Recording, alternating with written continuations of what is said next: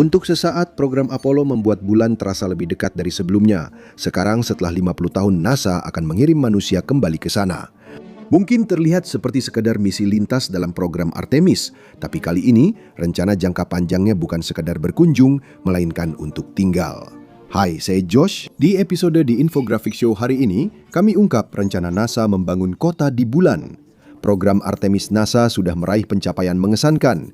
Tahun 2022, Artemis 1 berhasil mengirim Orion tanpa awak mengelilingi bulan dan kembali, membuktikan perangkat kerasnya berfungsi. Artemis 2 dijadwalkan akan diluncurkan pada tahun 2026. Kali ini, para astronot akan berada di dalamnya. Misi ini akan mengulangi perjalanan mengelilingi bulan untuk menguji sistem penunjang kehidupan, penerbangan, dan komponen terkait manusia selama penerbangan lintas bulan. Jadi, apa yang terjadi setelah misi terbang lintas bulan dan mengapa NASA bahkan ingin kembali ke bulan? Faktanya, NASA tidak hanya kembali ke bulan, mereka sedang menuju ke suatu tempat. Tidak ada manusia yang pernah menginjakan kaki di sana sebelumnya.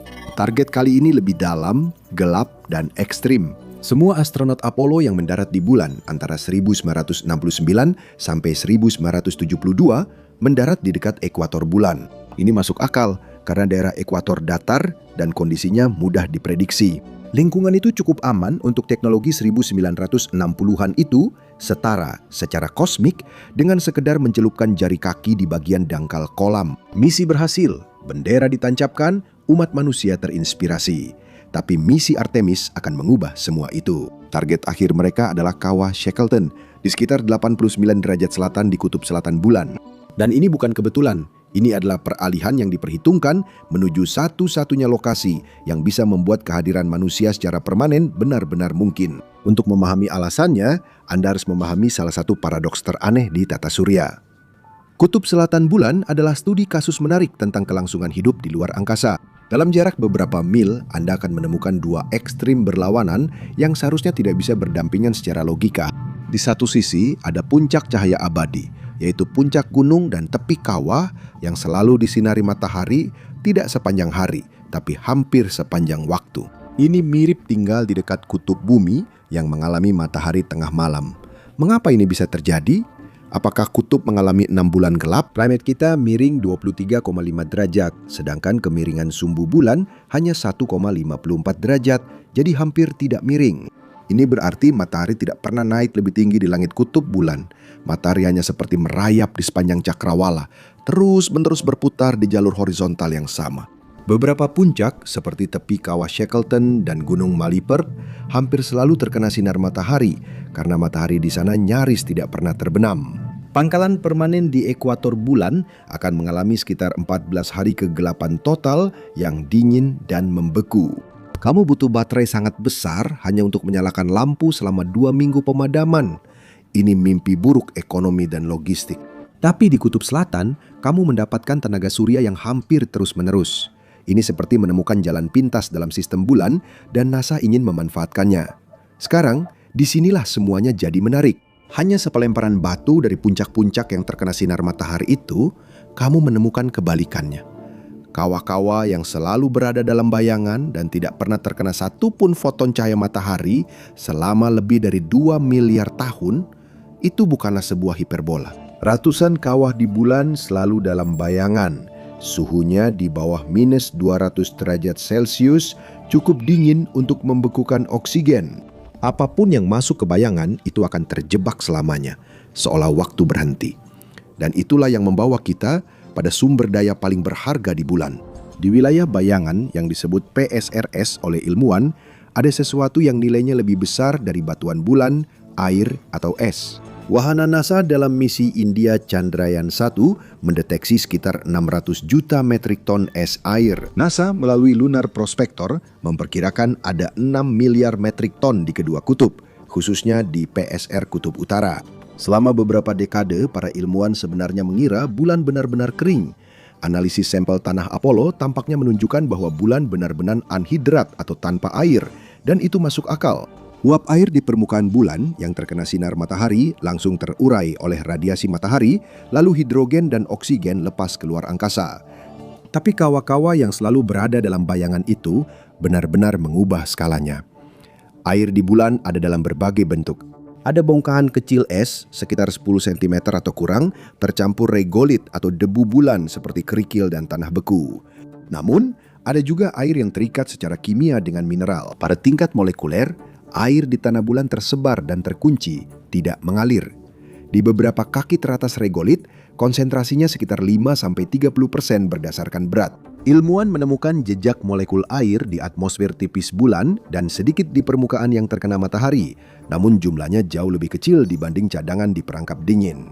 Meski dengan perkiraan konservatif, 100 juta hingga 1 miliar ton es air per kutub cukup untuk mendukung operasi di bulan dalam jangka panjang.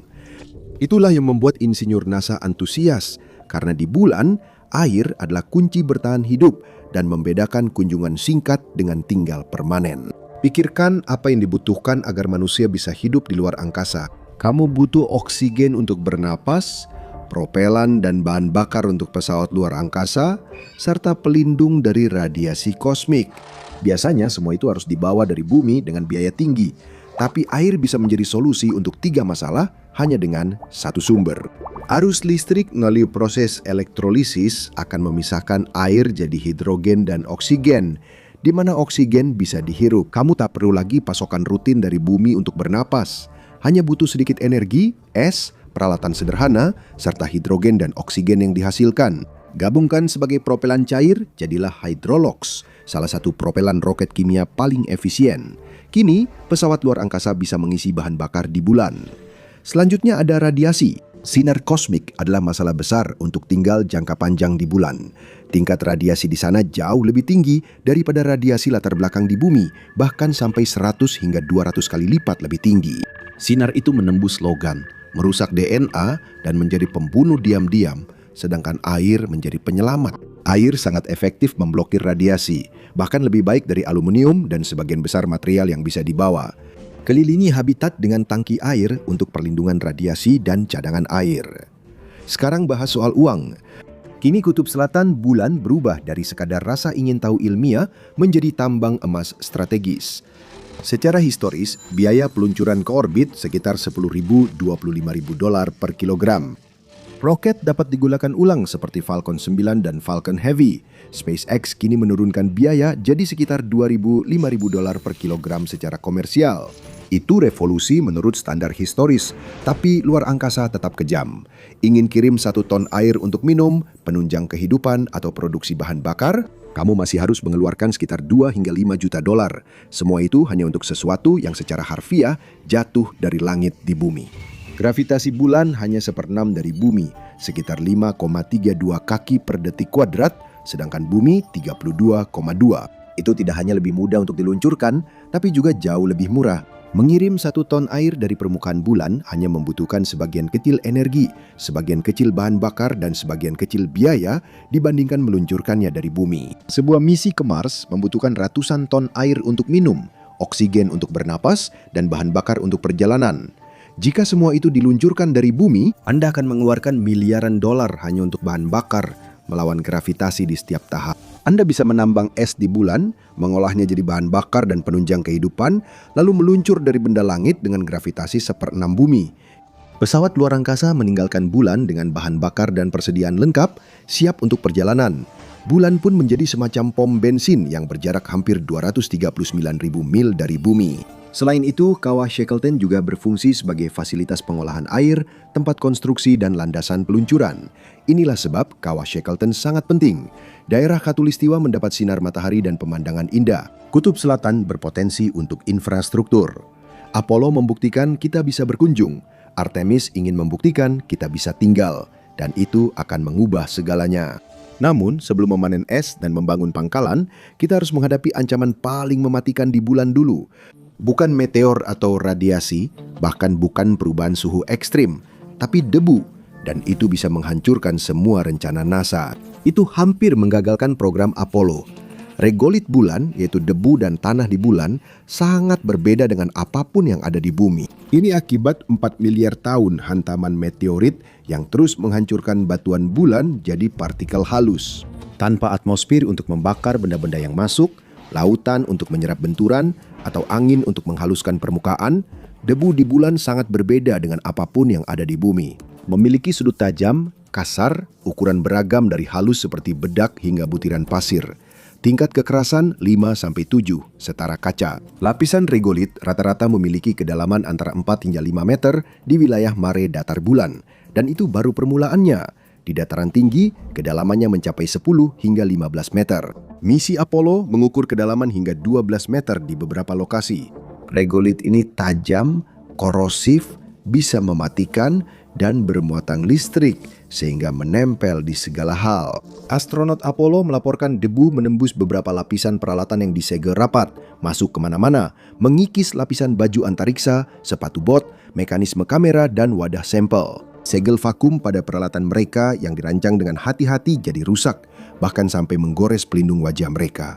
Dan itu bukan bagian terburuknya. Saat astronot Apollo 17 kembali ke modul bulan dan melepas helm, mereka menghirup sedikit debu. Penjelajah bulan melaporkan bersin, mata berair, sakit tenggorokan, dan hidung tersumbat.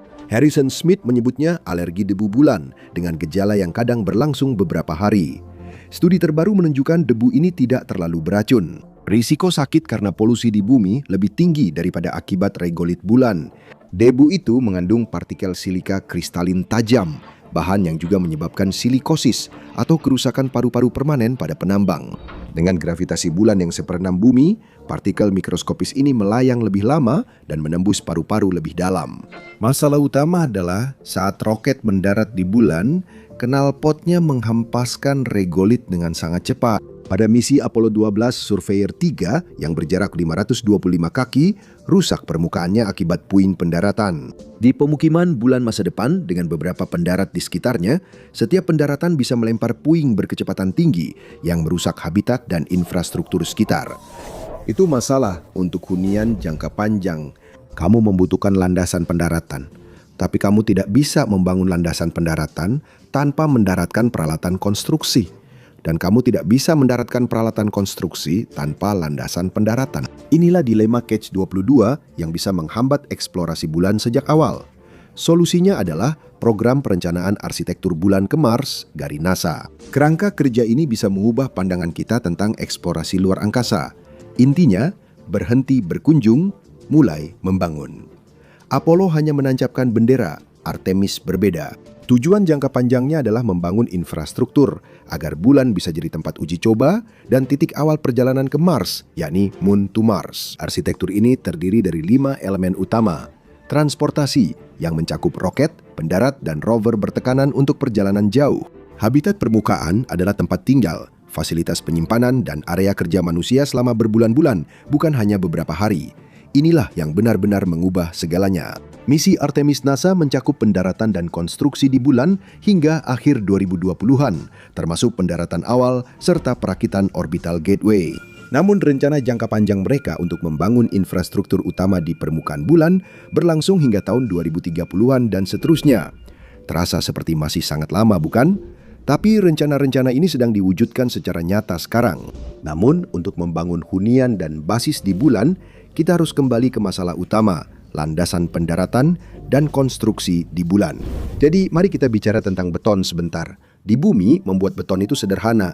Kamu mencampur pasir, air, semen, dan agregat, menuangkannya, lalu menunggu sampai mengeras. Setelah itu, selesai.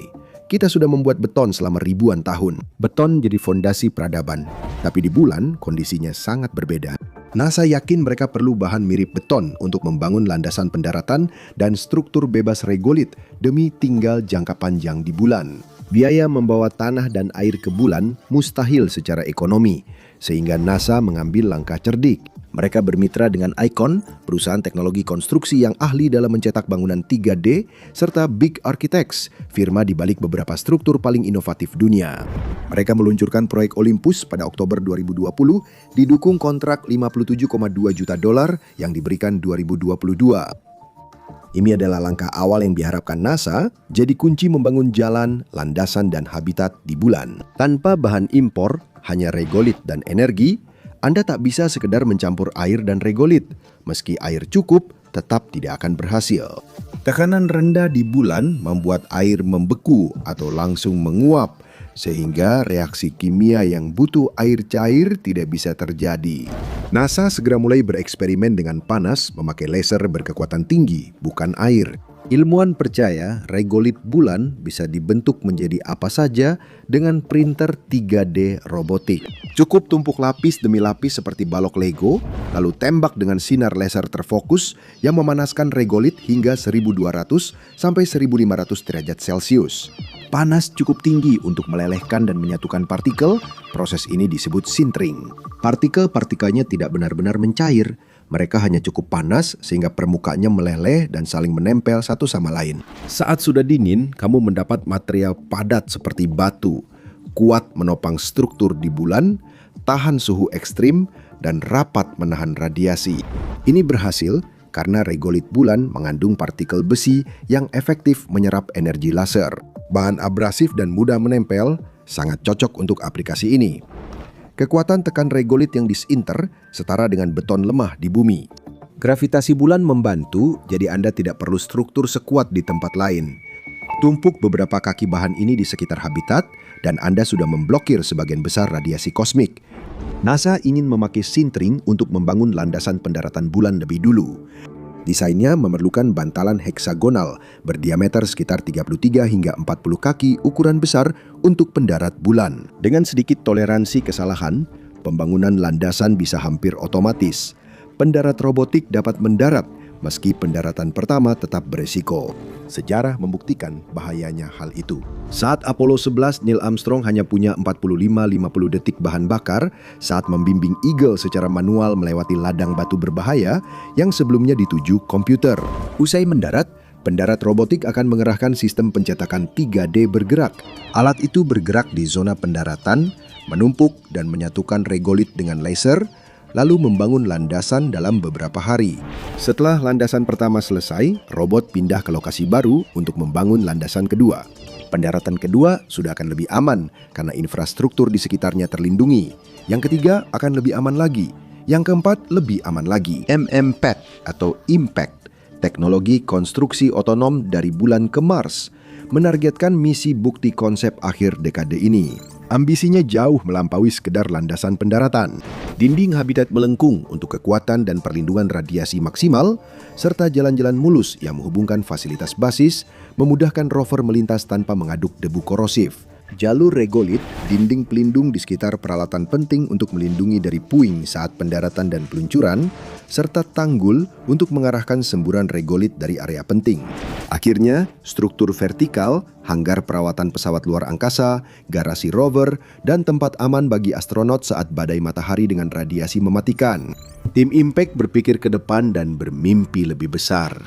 Saya ingin struktur yang cukup agar kru tetap aman. Kalau mau membangun hotel di bulan, kita bisa, kata Jennifer Edmondson, ahli geologi pengelola proyek ini. Kita bisa bawa turis, buat distrik tambang, ambil unsur tanah jarang dari bulan, dan dapat banyak sumber daya. Dengan begitu, pada dasarnya akan tercipta ekonomi bulan, operasi pertambangan, stasiun penelitian, teleskop radio di sisi jauh, di mana tidak ada gangguan dari kebisingan radio bumi. Hal ini dimungkinkan dengan memanfaatkan material yang sudah ada di sana. Regolit di bulan cukup banyak untuk membangun beberapa kota, namun dibutuhkan tenaga untuk melakukannya. Ini mengingatkan kita pada keputusan mendarat di kutub selatan bulan dekat bibir kawah Shackleton. Di sana, NASA akan memanfaatkan energi matahari abadi untuk menggerakkan laser pengeras regolitnya jika NASA bisa menempatkan diri di sepanjang punggungan yang tepat dekat puncak-puncak cahaya abadi itu dan menangkap sinar matahari abadi yang datang dari sudut rendah.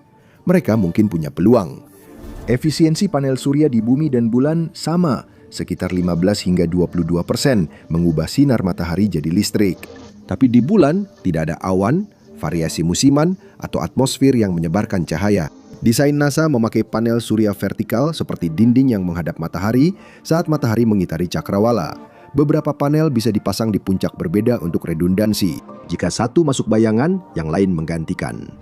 Untuk pangkalan kecil di bulan bagi 4 hingga 6 orang, dibutuhkan sekitar 40 kW daya terus-menerus untuk penunjang kehidupan, pemanas, pendingin, peralatan ilmiah, dan kebutuhan dasar manusia. Memang terdengar sedikit, tapi cukup untuk menyalakan 30 rumah tangga rata-rata di Amerika. NASA menganggap ladang surya vertikal dengan fitur rotasi Follow the Sun bisa jadi solusinya. Namun, pada saat-saat langka ketika matahari terbenam di kutub selatan atau peralatannya rusak, Anda akan membutuhkan cadangan yang andal. Anda akan membutuhkan tenaga nuklir, dan NASA sudah punya solusinya. Mereka menyebutnya Fission Surface Power Project, reaktor 40 kW yang siap pakai pada awal 2030-an. Seluruh sistem ini memiliki berat kurang dari 6 metrik ton dan dapat beroperasi minimal selama 10 tahun tanpa perlu diisi ulang bahan bakar. Itu cukup untuk memasok listrik ke 30 rumah Amerika selama 1 dekade. Sistem ini bisa beroperasi dalam kegelapan, saat badai debu, kegagalan alat, dan sudah siap untuk Mars yang sering mengalami badai debu berbulan-bulan. Reaktor nuklir harus mandiri dan andal. Sistem lengkap dengan tenaga surya, 30 hingga 40 kW, dan reaktor fisi cadangan masing-masing 40 kW cukup untuk pangkalan berisi 10 hingga 20 orang. Untuk mencapainya, NASA masih harus mengatasi masalah air dan penunjang kehidupan. Seseorang memerlukan 3 hingga 4 liter air minum per hari, ditambah air untuk kebersihan, memasak, alat pendinginan, dan produksi oksigen. Silakan hitung sendiri. Untuk kru 4 orang tinggal 6 bulan, dibutuhkan ribuan liter, berarti jutaan dolar biaya peluncuran. Ini tidak berkelanjutan secara logistik maupun ekonomi. Tema ini sering muncul dalam mimpi manusia tentang bulan. Solusinya mirip dengan pendekatan pada masalah rover otonom beton laser. Mengapa harus kirim manusia ke area gelap 1-2 mil dari pangkalan jika robot bisa melakukannya? Rover membawa bor atau scoop sesuai medannya. Mereka akan menggali ke bawah, menargetkan zona di mana sensor orbital menunjukkan konsentrasi es air antara 5 hingga 30% berdasarkan berat. Sekali lagi, ini bukan danau beku yang terperangkap di kawah gelap gulita. Ini lebih mirip permafrost kosmik, fragmen-fragmen kecil es, mungkin hanya beberapa inci lebarnya, tersebar di seluruh debu. Dan sebagian dari air itu bahkan bukan es sama sekali. Air itu terikat secara kimiawi dengan mineral di tingkat molekuler. Artinya, kamu tidak menambang esnya, kamu menambang tanah yang sangat-sangat dingin. Rover harus mengambil regolit pada suhu minus 238 derajat Celcius. Tanah diangkut ke unit pemrosesan bergerak dan dipanaskan 100-200 derajat Celcius. Es tidak mencair, tapi langsung menyublim jadi uap. Uapnya ditangkap, dialirkan ke perangkap dingin, lalu dikondensasikan jadi air yang bisa dipakai. Selamat, kamu berhasil membuat air minum dari debu bulan. Tangki berinsulasi membawa air kembali ke markas, melintasi beberapa mil sebelum air membeku lagi di bulan. Bahkan rantai pasokanmu harus melawan hukum fisika. Dari 1 ton regolit yang diproses, dihasilkan sekitar 50-76 kg air atau sekitar 100 botol tergantung konsentrasi esnya. Itu tampak bisa diatasi sampai kamu sadar meski didaur ulang maksimal, habitat besar di bulan tetap butuh ratusan liter air per hari. Untuk bertahan hidup, kamu harus menambang 1-10 ton tanah bulan per hari untuk penunjang kehidupan, persiapan makanan, kebersihan, produksi oksigen, dan pengendalian suhu. Itu operasi industri besar di lingkungan paling berbahaya di tata surya. Begitu air mengalir ke pangkalan, keajaiban dimulai dan kelangsungan hidup jadi kuat. Puluhan tahun NASA di ISS menyulap daur ulang menjadi seni. Sistem modern memulihkan 98% air limbah urin, keringat, dan kelembapan napas, lalu memurnikannya menjadi air yang lebih bersih daripada kebanyakan persediaan air di bumi. Astronot sering bercanda, kopi hari ini jadi kopi besok. Habitat harus menjaga kondisi mirip bumi, tekanan stabil, gas seimbang, dan toleransi kebocoran mikro. Di luar ruang adalah hampa, radiasi, dan kondisi ekstrim mematikan. Perisai yang terbuat dari regolit yang dipadatkan menjaga ruang angkasa tetap di luar, tetapi lingkungan di luar sana benar-benar tak kenal ampun. Hal ini menimbulkan pertanyaan utama, bisakah manusia benar-benar berkembang di sini? Dan jika iya, siapa yang benar-benar mau berangkat lebih dulu? Kru Artemis mungkin hanya tinggal selama seminggu. Misi singkat di mana pendarat berawak mendarat, melakukan pengujian, lalu kembali. Namun, pada pertengahan 2030-an, NASA sudah merencanakan misi selama 6 hingga 12 bulan, sama seperti durasi tugas di ISS, hanya saja kali ini tanpa kendaraan darurat untuk pulang. Jadi, siapa yang akan menjadi relawan? Bukan para pencari sensasi atau turis. Ilmuwan yang ingin penemuannya mengubah buku pelajaran akan rela jadi relawan. Begitu juga insinyur yang ingin karyanya tercatat sejarah. Ahli geologi yang meneliti asal planet, dokter yang meneliti pengobatan di gravitasi rendah, dan orang-orang dengan rasa ingin tahu yang tak pernah terpuaskan. Cacat yang sangat manusiawi. Astronot NASA digaji layak dan nyaman, tapi tidak berlebihan. Kontraktor swasta di bulan juga tak memberi gaya hidup miliarder. Tak ada yang pergi demi kekayaan, mereka pergi demi makna. Sehari di bulan tak lagi istimewa untuk diceritakan. Ruang pribadi akan sederhana, mungkin hanya seukuran walk-in closet besar. Jadwalnya sangat padat, bangun, makan, bekerja, merawat, olahraga, tidur. Latihan fisik 2 jam tiap hari wajib dilakukan. Dalam gravitasi 1/6, tulang secara perlahan kehilangan kepadatan. Otot pun ikut melemah. Astronot sering menjalani rehabilitasi intensif setelah kembali ke bumi untuk membangun kembali kekuatan otot. Makanan kini jauh lebih baik dari era Apollo, meski tetap relatif. Ada ratusan pilihan, meski semua tidak segar. Selada hidroponik kini lebih seperti cara menjaga semangat. Airnya yang didaur ulang terus-menerus kemungkinan besar berasal dari urin Anda. Astronot belajar menghargai istilah dimurnikan secara molekuler. Tinggal di bulan akan jadi ujian psikologis. Isolasi adalah tantangan utama. Dengan lingkaran sosial hanya 2 hingga 6 orang. Tanyakan saja pada yang terlibat. Keluhan soal makanan, regolit, dan semburan matahari jadi terasa tak berarti. Dekade berikutnya bisa diam-diam mengubah masa depan manusia. Artemis bukan sekedar kembali ke bulan, melainkan sebuah kedatangan, fondasi bagi keberadaan permanen, gerbang ke Mars, dan langkah pertama melampaui bumi. Meski sangat nyata, bersejarah, dan dekat, kita jarang membahasnya. Apollo meninggalkan jejak kaki. Artemis mungkin akan memberi kita sebuah peradaban luar angkasa, dan itu layak untuk dijelajahi. Jika Anda pikir membangun kota di bulan itu gila, tonton 50 fakta luar angkasa yang belum Anda ketahui, atau klik video ini.